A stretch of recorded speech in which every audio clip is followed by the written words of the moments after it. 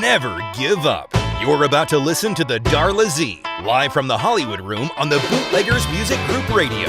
Award-winning singer-songwriter Darla Z brings you her special guests who share intimate stories about their lives, how they became successful in their chosen fields, how they learned from their mistakes, and how we can all make a positive difference in the lives of others. Welcome to Live from the Hollywood Room with your host, Darla Z.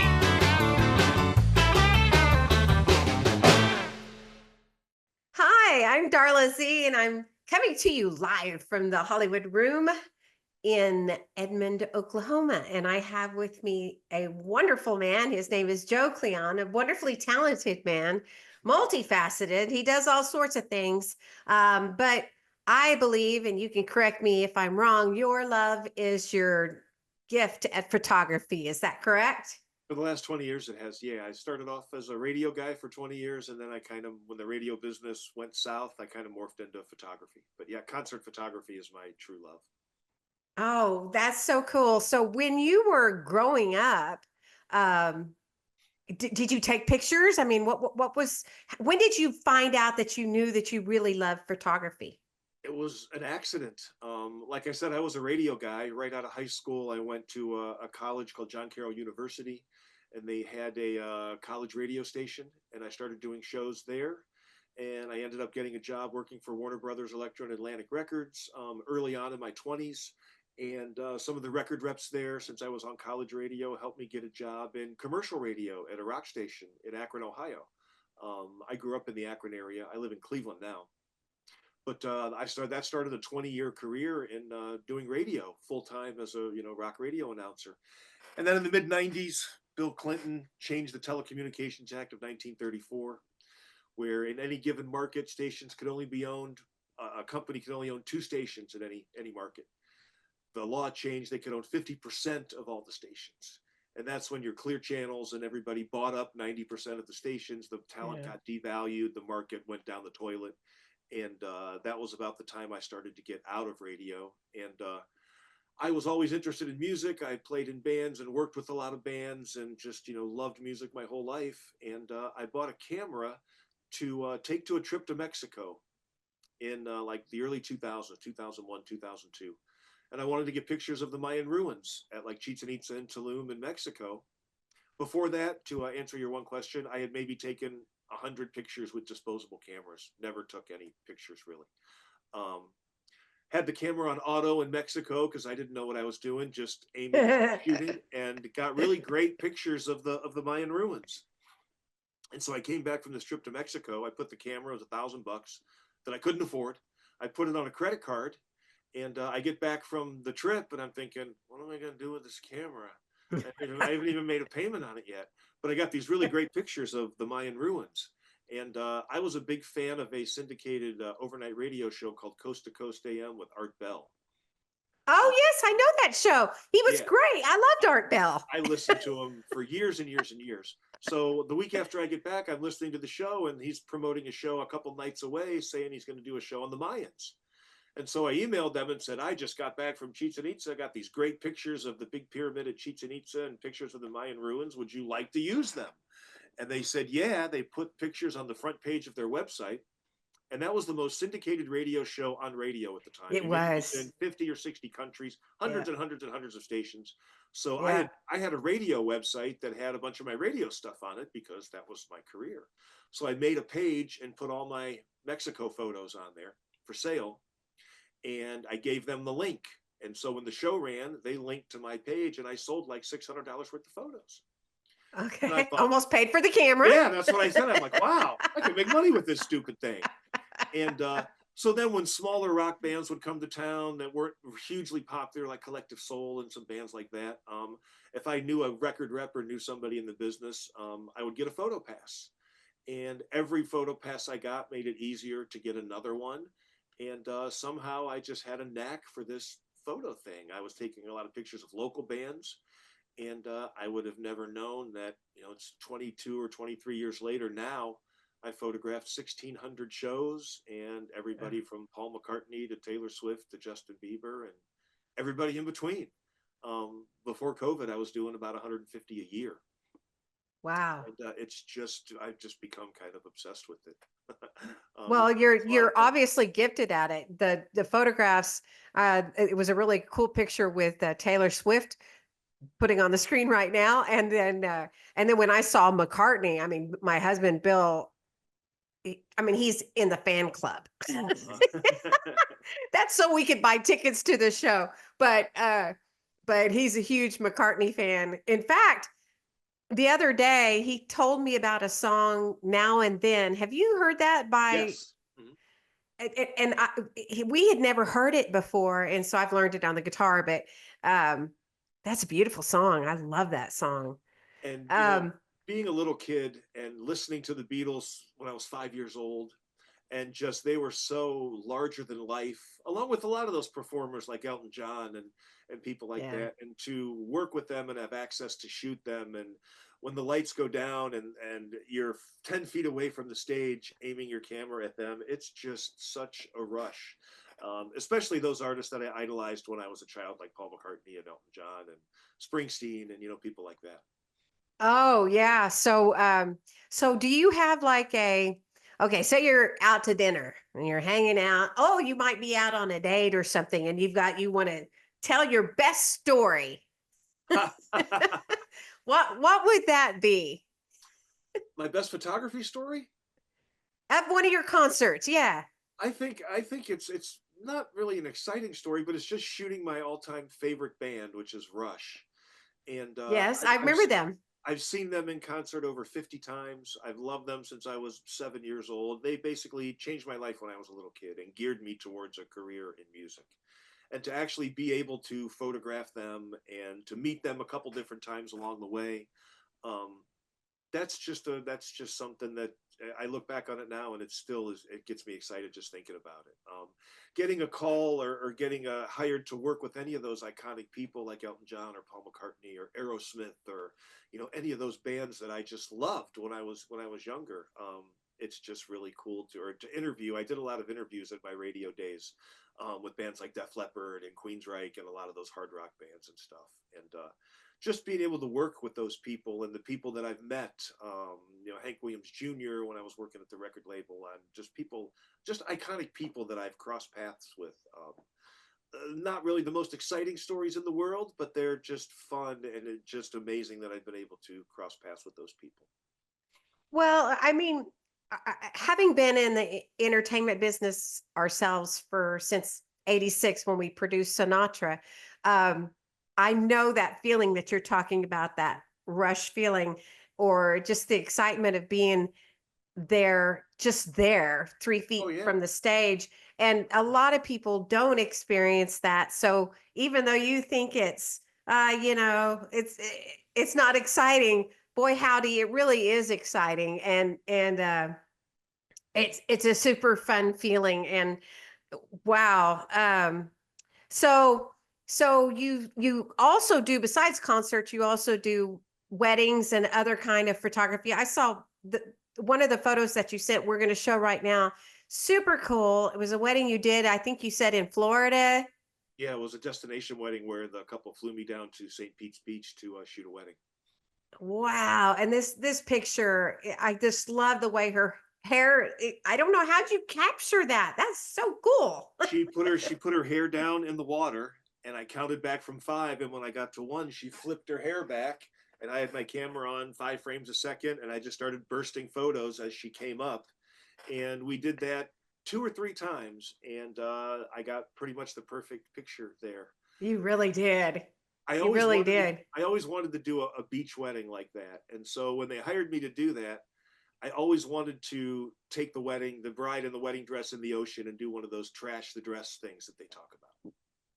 And the Well, bride did. and Go ahead. I'm yeah, sorry. no, Um, that's the, okay. Go. the bride didn't want to do it because she didn't want to ruin her $1,000 wedding dress. And so I had did a photo shoot about a year before with a woman who does hair and makeup for weddings. That's her business. And she went on Craigslist and eBay and bought like 15 or 20 wedding dresses that women keep under their bed for 10 years, and then they decide just to get rid of it because they're never going to wear it again. So they put it on, like, eBay or Craigslist for $50. And she bought 10 of these wedding dresses and dressed up all of her friends. And they were really nice dresses. I mean, they've only been worn once. So she dressed up all of her friends and did their hair and makeup for these 10 or 15 people. And we went out to this country club and we did all these professional photos for her hair and makeup website. So I called her and I said, "You still got those wedding dresses? Because I'm going to Florida. I'd like to buy one of those and use it for my bride for a trash the dress thing." So she said, "Yeah." So I went down there with the bride to her house, and she brought up these garbage bags with these wedding dresses that had been in there for 10 years and were, kind of a mess. And as she's pulling them out, this girl, Heather, is like, "No, I don't like that one. I don't like that one." And she pulled out this dress and she just had this blank stare for like 10 seconds. And she goes, "That's my dress." And it was the exact same dress that she had. Only it was, I think it was like 10 years, it was the same exact dress, but it was like a 10-year earlier version. So the Yeah, straps were a little bit different, but the dress was exactly the same. that's amazing. So we gave her like $50 for the dress. And when you see the pictures of her getting married and the pictures of her in the ocean, it looks like it's exactly the same dress. Well, now the cat's out of the bag. So we went out with the low tide and spent the day after the wedding and spent a couple hours out there. And I was terrified because I had $8,000 worth of camera gear around my neck, and it was low tide, so the water was like up to here. Oh And my we were gosh. way, way, way out. I've got some pictures that some people took from the shore of us way, way out. And the bottom of the ocean was really rocky, and I was afraid I was going to hit a ledge and Oh my fall or gosh. whatever. But it was really fun, and the photos we got were probably the best wedding photos I've ever taken. Yeah, I hadn't thought about that. How if you're out there in the middle of the ocean and then you're stuck, and what if a wave had come up? Yeah, I was That would have worried been about all all that. she wrote. I had an insurance policy on everything, so I'm like, this is a once in a lifetime thing. If my gear gets destroyed, it gets destroyed. But we're doing this, and Yeah. we had a blast out there doing it. It was really fun. So back to your concerts, and you said, remind me again how many you said you've done. About 1,600. Wow. Okay, now if you were going to say what's the best show production, best production, who would you say? Well, I And think why? And why? a lot of the pop, the younger pop bands, from a photography standpoint, are the best to shoot because Bruce Springsteen doesn't have LED lights and set changes. He's got kind of some Yeah. minimalistic lighting because he really doesn't need it. He's got a great band. People are there for the music.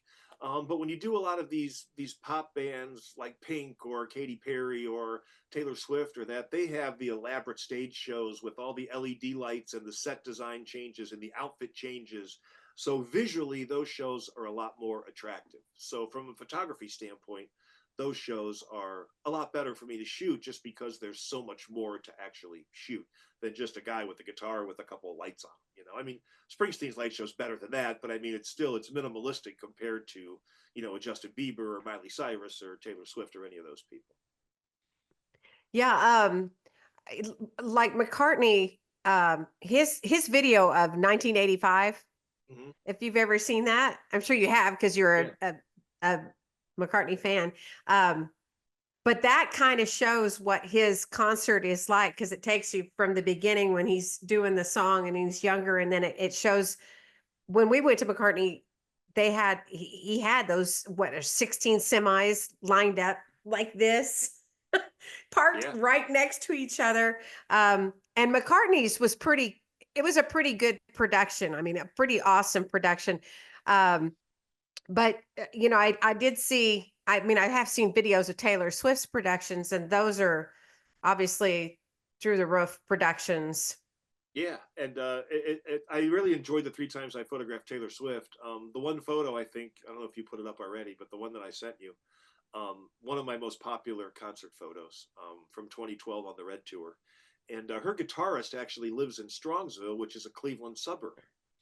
And Okay. he's a friend of mine. He's been in her band for about 13 years. His name's Paul Sidoti.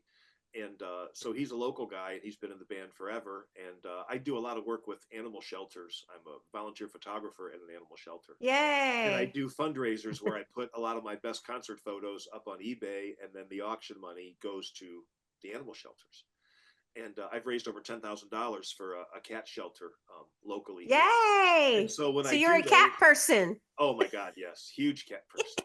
So when I do those fundraisers, a couple of times, Paul, Taylor's guitarist, I've got a really great picture of him and Taylor together, and he'll sign those, and the fans go crazy over those. Wow. So unlike Madonna, who I think changed out a lot of her musicians, would you say Taylor Swift keeps mostly her musicians? I'm not really sure, to be honest. I don't really follow her career because I don't really listen to her music for pleasure. I mean, I appreciate her and her music and everything, but it's not something I'm a hard rock and heavy metal guy. But I know that Paul has been in the band for about 12 or 13 years. So Yeah. I can't speak for anybody else in the band, but I know he's been with her for a long time and has a Well, really that good I relationship. like that loyalty. Mhm. So you're a hard rock kind of dude. So that's Kiss that I saw in the photos that you sent. Is that right, Gene Yeah, Simmons? yeah, Gene Simmons and Paul Stanley, yeah. Okay. And So the great thing about go ahead. photographing Kiss is the first, like, usually when I shoot shows, media photographers or band photographers, they allow you to shoot the first three songs. That's kind of the rule. It changes a little bit, but the vast majority is the first three songs. And then you're escorted out of the pit, which is the area in front of the stage, or sometimes the shoots are from the soundboard, but it's usually first three songs. And the thing about Kiss that a lot of bands don't do is for the first three songs, Kiss barely even looks at the crowd. They are focused on the photographers, like you see that shot of Paul Stanley where he's pointing Yeah. at me. They mug for the crowd. They come down and get right in the photographer's face. And they spend those first three songs just mugging for the photographers, which is why ever since you were 5, every picture you ever saw of Kiss was great because that's what they do during every show. They make sure the photographers get really good pictures. And that has really helped their image as one of the most recognized bands because they're so aware of, the power of a good photograph. So photographing them is great because they're just right in. I mean, they're easy to photograph because they're just right there mugging for. You don't have to work for the shot; they're giving it to you. I'm glad that you said that because, you know, so when I've done concerts and I always try to just kind of like ignore the photographer because I'm more focused on the crowd and Mhm. singing for them. And so I never have or hardly ever have good photographs. And I think I'm going to take that now as as a good little hint Well, because there's usually nothing. you're up higher too. So I Yeah, don't know how you get a good photograph. It's usually not very flattering either. it's hard to get a flattering photograph, but the elevation helps because you can get the stage lighting up above the performer. And not paying attention to the photographer is not a bad thing. If a photographer is a good photographer, they should be able to get good shots without you Well, paying you're going to attention come to to them. my next concert and you're going to take my I would photographs. love to. I would love to come out there and do some shows. If you got 2 or 3 shows in a week or something, I'll come out and do a series of shows. I would love that. Yeah, Excellent. I Okay, went so out now to. tell, Go ahead. yeah. I'm sorry. I went out to Vegas and worked with Bob Marley's family as the family's photographer, 2 different times over the course of a week each time. Oh, So wow. so I have done a lot of traveling shows like that. Those are fun. So if you were to describe the nicest artist that you've ever or band that you've ever worked with, who would that be? There's most of them are pretty nice because it's almost like when you're doing a meet and greet, they have their game faces on. Mm-hmm. So most of them are really nice. I did a meet and greet with Kendrick Lamar and worked with him, and his crew was really really nice. Britney Spears people were really really nice. It's like the pop people and the younger people and their crews are really nice. Um, the people who are kind of not so nice a lot of times, and it's not everybody, but are the crusty classic rock people, the crews, not the performers themselves, but their managers and stuff who've been around for 30 or 40 years. Yeah. Those people are a lot more likely to not be nice. Whereas the younger people, the Justin Bieber's group and Taylor Swift and those people are always really accommodating and really nice. I've had a lot of great experiences with a lot of bands. Eddie Money was really, really great to work with. Yeah. And anytime I can go backstage and hang out with somebody like that and do a little partying, maybe, bubble a bong a few times and just kind of hang out and stuff. It's just always a lot of fun, especially people like him that I've liked since I was a kid again. having those kind of experiences to interact with someone who was, again, when I was a kid, those performers were just larger than life. You'd see them on TV, and they were just in a whole different world. And then you're sitting right next to them, and Yeah. it's always really cool. Do you remember The Firm? Yeah, Jimmy Page and Paul Rogers. Right. So we produced them in concert, and they had this old crusty guy as their manager. And I remember he had earplugs in, and then he had a sign on his that he wore around his neck, and it said, "Let me go wherever the blank I want." I've seen some stuff backstage at some shows where, like, a main performer, like a Bruce Springsteen or the singer from Smashing Pumpkins or somebody like that, they don't have a credential on, and they go to Yeah. walk backstage, and the security doesn't recognize them, and they won't let them go in. So I've seen these, like, things like up in the backstage areas by security where they'll have a picture of the guy, and they'll say, "Don't bother this guy," or "This guy has, he might not have a pass, but you let him through," because they've been stopped and not allowed access. It's like, "I'm the singer in the band," and they're like, "Oh yeah, sure you are." Sure. Yeah, I went to Lionel Richie a couple months ago, and he was phenomenal, and he was such a nice man backstage. He and his wife, and wow, that have you ever done his concerts? I have not. I have not. I'm a big Oh, Commodores he fan was though, but great. yeah, I did not. I just took my mom to see Kenny G, Oh, and wow. he was talking on stage about how his band has been with him for 35 years. And when you have that kind of a camaraderie and you have those people in your band that have been there for so long, like we were talking about Yeah. with Taylor and her guitarist, you know that the performers are great people if they're able to keep band members like that. Because, as you know, this life of being a touring musician is not an easy life. No. And so if you can find those people that will stick with you during that long of a period of time, you know that you're doing something right. Yeah, that's true. Now, when you were in your radio DJ days, well, and originally when we were first talking before the show, I was telling you about how my whole focus is to, well, I like to inspire people, and I like for our audience listeners to understand that it's hard in life to achieve your goals. And then what do you do when people tell you you can't do it, you're not good enough, or whatever? And you said that that was the story of your whole life. So why don't That's you pretty much it. explain that comment to me, and why that was something that resounded with your soul? Yeah, when I was younger, I was like always on the honor roll at school, and I got good grades. And my parents and family and everybody in the school always was trying to push me to be a doctor or a lawyer, or take my education for something like that. And that just, I didn't want to do any of that. I loved music. I mean, Kiss and Rush and Black Sabbath and Led Zeppelin, those bands when I was in elementary school, like, changed my life.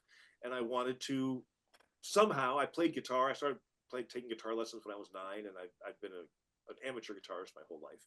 I wanted to somehow work in the music business because that was what excited me. And everyone always said, "Oh, you don't do that. There's no money in that. Um, so there was this place in Cuyahoga Falls, Ohio, that did these things on Fridays called TGIF parties, and they still do them in a different city now. But Friday, this local radio station would sponsor it, and bands would play, and it was just a big party, like on the downtown square area of the city. And so after school, in like 5th and 6th grade, my mom would pick me up for school, and she would drop me off there, and then she'd pick me up at like 8 o'clock when everything was kind of winding down. And so I would do that every Friday for the summer, and I loved seeing the bands. And I, was probably this annoying little 5th grade kid, and I got to meet some of the people from the radio stations, and I would help them like pick up trash and stuff after the bands were done playing.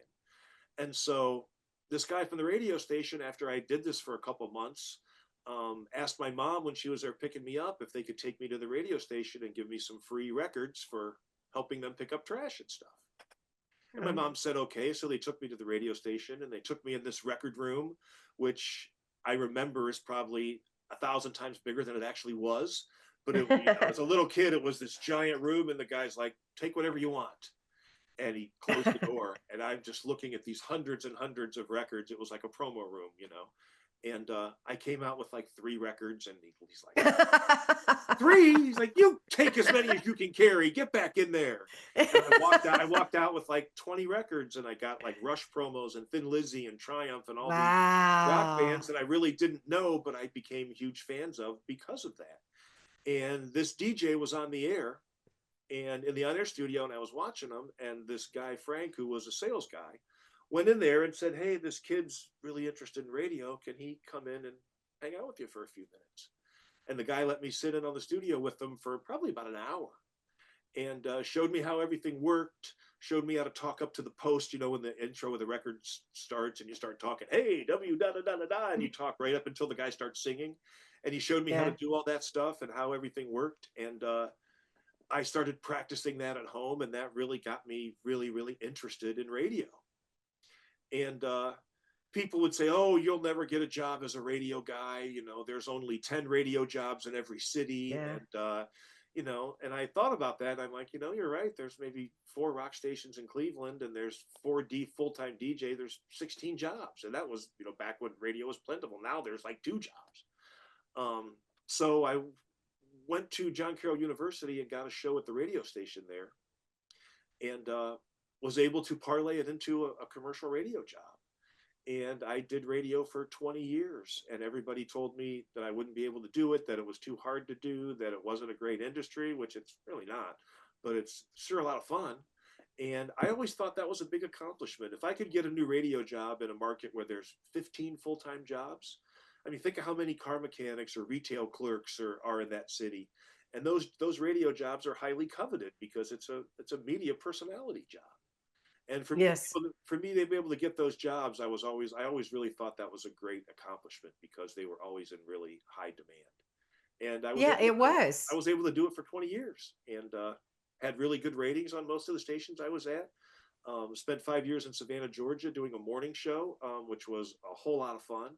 And I've got kind of a warped sense of humor, so it kind of translated well. And as you can tell, I love to talk, so so it was, and I love music, so it was a perfect, if you get me up on a podium in front of 12 people to give a speech, I'll be nervous as hell.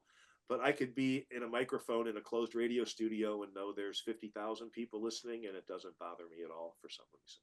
So That's wonderful. And just like doing the concert photography thing, I never would have thought that I'd be able to work my way up to working with the caliber of artists that I worked with. And I'm a good BSer. And early on in life, somebody told me the best advice I ever got was, the worst anybody can say to you is no. So always ask. And I've got I love that. I've got a lot of jobs and a lot of gigs I thought I never would get because I had the guts to ask. I got turned down for a ton of stuff, but I got a lot of stuff that I never would have got. So I will always ask. If it's way out of my league, I don't care. I'm always going to ask.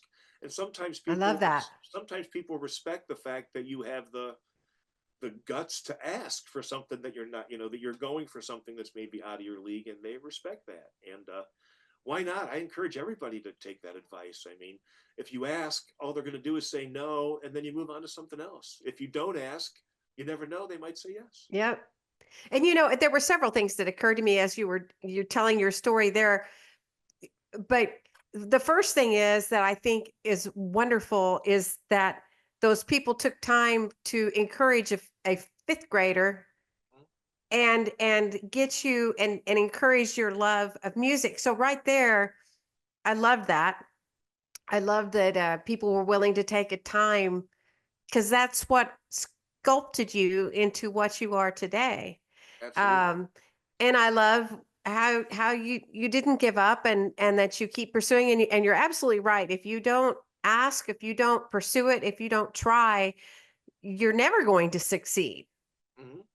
If you don't take a chance, yeah. And there's been a couple times that some friends have, hey, my little brother's interested in radio. Can he come up and hang out? And I will always say yes when I was on commercial radio. And one of those guys went on to a really successful radio career as a morning show host after he came up and hung out with me, and it was kind of the same type of thing. So payback time. I always try to give back like that if I can. Anytime I see anybody that's doing a fundraiser for someone who's sick, or I always will donate some Paul McCartney photos or some concert photos or fundraiser for animal shelters or things like that. I always will give stuff to those kind of causes, because if I can't donate $10 worth of photos to help a charity cause, what kind of person am I? Well, and you know what else I love, Joe, is that you have lived, so you had 20 days I mean 20 years in the industry in radio, and now you've got photography and you're mixed it into your love of music. So you've lived 40 years of your life basically doing what you love. And I think that's wonderful too, that I you think were able to do that. if I would have become a doctor, like everyone said, I'd sure have a lot more money. But I've sure had a lot of fun doing what I'm doing. Yeah, and it Financially, shows. It financially, shows it's on not your the face greatest. and It's not the greatest thing financially. I mean, I've done okay, and I've had some really high paying gigs and stuff. But I'd rather do what I love. I know, and one of the things that kind of put me in this path is when I was a kid, is a lot of the adult males in my family hated their jobs, and they would yeah. come home and we'd go to family events, holidays and stuff, and they would complain about their jobs all the time, and they were miserable. And I just remember being a little kid going, man, I don't want to spend my whole life doing something that I hate. And music was the one thing that I loved more than anything else, so I didn't want to do something that I hated, so I found a way to do something that I love. And I would You know, also, life is short. yeah. And that's something that my husband Bill and I talk about a lot, is that time is precious. Mhm. And if you don't spend your time, well, if you give yourself to other people and you let them steal your time and you don't, and they're toxic, then that's Mhm. bad. But also, if you spend your time doing what you love, then you really are blessed. And And it's a blessing. I had some jobs in college where I cleaned department stores and cleaned toilets and stuff like that. And, those were terrible jobs. And I hated going to work. But man, when I was in radio and when I go to shoot a concert, even if it's someone that I don't like musically, like Justin Bieber or something, when those lights go down and the crowd goes wild and the place is electric, it's fun. I love it. And it doesn't even seem like work. All the radio shows that I ever did never really seemed like work because they were fun. Yeah. And you Yeah. work at some holidays and stuff, and sometimes it was a little grueling, but it was still fun. And when the Yeah. headphones were on, and I was in my own little world, and I was doing what I loved, and it never just seemed like work. It was just fun. And if you're doing something that's fun, you're going to be more apt to do a better job at it, and you're going to be more apt to work to do a better job at it because it's fun. I didn't Yes. I didn't care about finding better ways to clean the department store. I just wanted to get out of there, Yeah. and go do something fun. So, um, anybody that has a hobby or anything, if you can turn a hobby that you love into an occupation or into a side business, do it. Why not? Yep. Why not try and do, even if it's just a side business and you're doing it on top of your regular job? Um, Add something in like that where you can do something where that you love, and if you can make some money out of it, why not? You you know, in when I did the interview with Richard Rawlings, Gas Monkey Garage, he's marketing brand and all that stuff. But he started out, he didn't know really what he wanted to be. And he started out being a salesman, and what he sold was things that were above toilets in restrooms and restaurants Mhm. and things like that. But from that, he realized that he was good at sales. Uh-huh. so, so you never know in life what's gonna how one thing is going to lead to another. The one place I volunteered for 10 years, I'm always just trying to find a way to one up myself, And after I was volunteering there doing photographs of their cats for 4 or 5 years, um, I wanted a way to take my photos to the next level of these cats. So me and a friend of mine, this guy I know who's good with tools, um, we built a photography studio that is just for cats. And I Really? think it's probably the world's only photography studio that's made just for cats. We bought one of those restaurant carts that you see they put dishes on that they wheel around, and it's about right up to here. It's about 3 or 4 feet high. And we built this wooden house that sits on top of it, that the front of it's open. And it's got removable backdrops. It's got its own indoor lighting. And so since it sits up like this, you can load the cats in and out very easily. And I stand there and take the pictures. And we had all these removable backdrops made with all these grandiose backgrounds and stuff. And it really took my cat photography to a whole nother level. And when you're on like Pet Finder and you're scrolling through these photos that are cell phone photos of a cat just in a shelter, you come across these ones of a cat like at the Mayan ruins at Tulum or up in space with like, planetary stuff behind them and stuff. And they just really wow you because they're so much different than all the other animal photos. And it really increased the amount of adoptions and publicity that the animal shelters were getting. And after about 4 or 5 years of doing that, since I'm so involved in the art community around Cleveland, this guy that has an art gallery, he said, why don't you do, I know, because I've done about 5 or 6 art gallery exhibits of my concert photography. He's like, why don't we do a gallery exhibit of your cat photography? And I was all about that. So like, I think it was 2019, right before COVID, we did an art gallery exhibit of nothing but cat photos. And we donated proceeds to the cat shelter that I work with. And just the studio videos with the using the photo studio with the cats, it's probably one of the coolest photography projects I've ever done because they're just, I'm not trying to be egotistical or anything, but they're just spectacular with the backdrops and well, you know what? You've given some excellent advice to anybody who has an animal shelter in a cool way to encourage adoptions. So you've just shared a nice trick. Yeah, I started off by just, it's a photo of them on a cat house or a cat tree or something. And then I would take like a blanket that had paw prints on it and thumbtack it to the wall and put the cat in front of it and get that as a backdrop. And I'm like, how can I elevate this and elevate this? And we were there taking pictures one day and this lady walked by with one of those restaurant carts that had like litter and cleaning supplies and stuff on it. And I thought, what if I built a backdrop on the back of that? And it just morphed into this studio. And I'll send you a picture of the studio too. Yay! And yay! It's just really fun to photograph the cats that way. And I love that. We did a whole art gallery of cat photos. You know what? That's perfect for a person who loves cats. Myself, I'm delighted that maybe we can help some more adoptions, and I think it's great what you've done with that. And I can't tell you how fun it's been to interview you today, Joe, and get to know you better. You're super talented as a photographer, and you're super nice, and just really thank you for spending time with us today. Well, thank you very much, and I'm glad we've met through my day job, which is at Songcast. Yes, we distribute your music, and yes, I interviewed you for one of my Songcast radio shows, and that's kind of how we met. And you've had a spectacular career as well, and it's just really great to. One of the things I've loved about my career is over the years, just through different areas and different places and different things, you come across people like yourself that you meet and just have a bond with. And I've met so many really great, cool people that I've become friends with just like this. And that's always an added benefit of the work that we do, is just some of the cool people that you come across. Well, thank you. I feel the same way. So I hope you have a wonderful holiday season, and that I just thank you again for your time so much, Joe. I appreciate you having me on the show. Thank you very much. You have been listening to Darla Z, live from the Hollywood Room on the Bootleggers Music Group Radio. Be sure to check out all our shows and download our app at www.bootleggersmusicgroup.com. The Bootleggers Music Group is dedicated to bringing you uplifting, educational, and inspiring shows for the love of God, one tune, and one show at a time. Be sure to visit Darla Z at www.darlaz.com to learn more about your award-winning host. Thanks for listening to or watching the Bootleggers Music Group Radio. Executive producer, Paul E. Jones.